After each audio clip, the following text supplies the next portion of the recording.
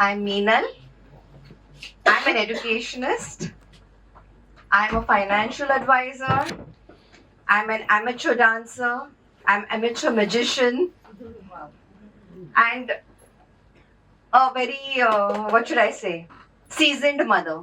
Last but not the least, I'm a phoenix. I have risen from the ashes of my trials, tribulations, and triumphs that I've faced over the past few decades. I was in my 20s, and like any other 20-year-old, I was looking forward to a beautiful life ahead, partying, working, all part of it. It was the 31st of December, and I was staying with my parents like we all do. I was going for a party. First time ever that I was going to attend a New Year's Eve party. Parents were going for a wedding. They were attending a reception. So we said bye to each other. I told my dad, I'll see you next year. And in those days, there were no cell phones.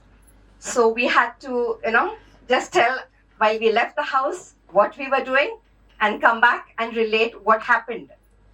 I told my dad that since we were going to be a little further away from my house, I'd be having breakfast and coming home.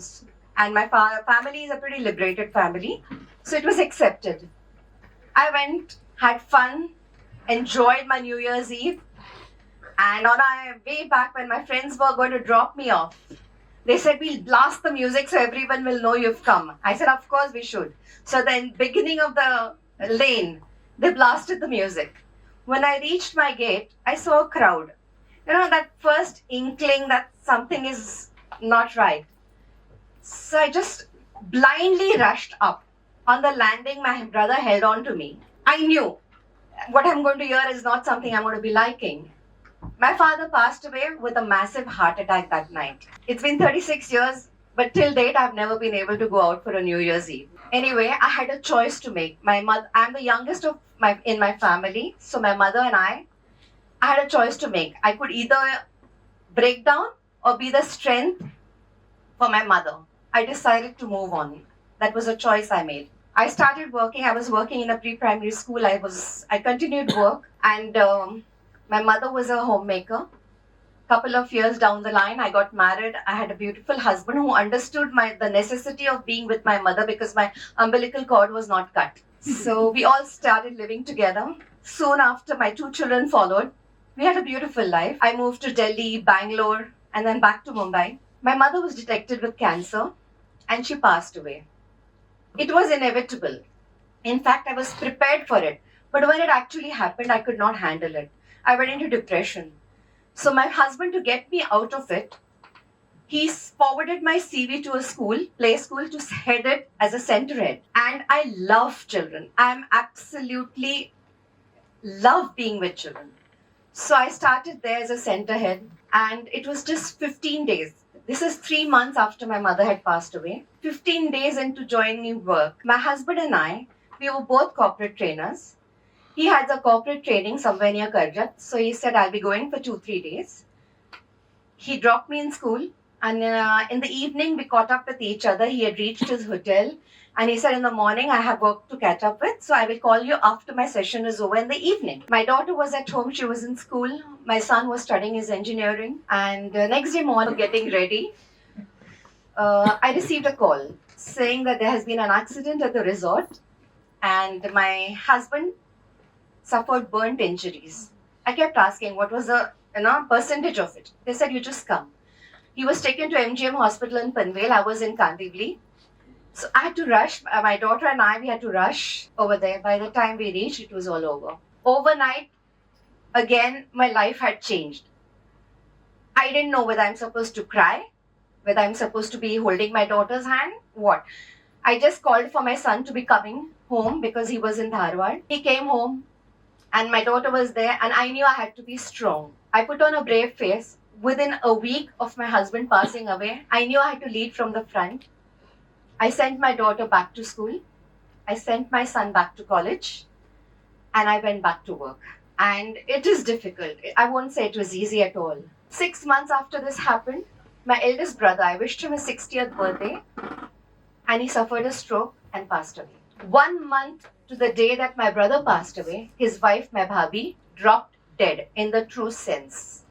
Early in the morning, she just dropped dead. One more thing. one of my friend's father-in-law, whom I was very attached to, who was very close, it was his 75th birthday. He said, "You come for my birthday." I had stopped going out. So first time after my husband passed away, we went. My daughter and I, we went because my son was studying in college. We were with him till 1 o'clock. And I used to drive a two-wheeler at that time. And I said, "Uncle, for your 75th birthday, you're going to come. I'm going to take you for a ride." He says, "Yeah, we'll do that." At 1 o'clock, we came home. I went back to work. It was a Saturday. I get a call. Uncle had gone for a walk and he passed away. It was horrible. It was horrible. If that wasn't enough, a year and a half after my husband passed away, my son, the last 15 days of his engineering, 15 days of exams, they had submitted whatever they had to submit. And to, celebrate that, they went to a dhaba because non-veg was not served in their hostel. So they went to a dhaba. There were 6 of them in the car. His best friend was driving. Car met with an accident. Nothing happened to the 5 of them. My child died on the spot. It was not easy. It was very difficult. But I had to be strong for my daughter because I had to lead from the front. Because she had to know that we have the strength. People tell me, "You're so strong, you're so strong." I'm not strong. But when I'm pushed in the deep pool, I have to swim. Otherwise, I will sink. It was a choice I had to make. So I did a choice. I had a choice to be strong for my daughter. She has turned into a beautiful, strong woman. We did not stop living. We were doing all the things that we normally would do. Yes, there's a void that will always be there that cannot be filled. COVID time, she met a beautiful person. They decided to get married. So I was so happy that some happy things are happening in my life. Looking forward to a marriage. I had booked a banquet hall, 600 people invited. And then government came down with a restriction, only 200 allowed. So from 600, I had to eliminate, come down to 200. A month before the wedding, we get the news, only 50 allowed. And a month before the wedding, my daughter is down with COVID. Literally a month. And nobody to help because it's COVID. Relatives can't come. Friends can't come. It's a one-woman show. Rather, 2 women show. Because if it was not for my daughter to plan all the things, I would never be able to do it. Not with the recent technologies that is happening. 15 days later, I'm down with COVID. Exactly a week before the wedding, I went to the banquet hall because by then I was allowed to go out. Saturday, she's getting married. The previous Saturday, I go to the banquet hall to finalize all the details. And the manager says, "You have to give me 200 people guarantee." I said, "How can I give you guarantee means you have to pay for those 200 people." I said, "When the government is saying 50, how can I give you 200? He says, "No, that is what we require. We will not allow it otherwise." That Saturday, I didn't tell my daughter anything. I went helter-skelter running all over Bombay looking for a banquet hall who will accommodate 50.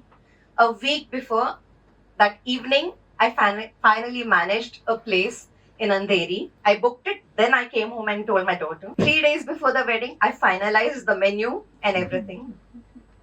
2 days before the wedding, my daughter and I put Mehndi because nobody was called.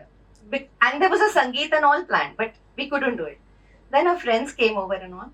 Then we decided an impromptu Sangeet in my clubhouse. We called 50 people because that's what it was. 50 people came. I gave her all that she wanted, a Sangeet and everything. And she got married and a beautiful person has entered my life. I've got a son now. So 3 of us are very happy. So life is all about making choices. You can either see a glass half full or half empty. I have chosen to see it half.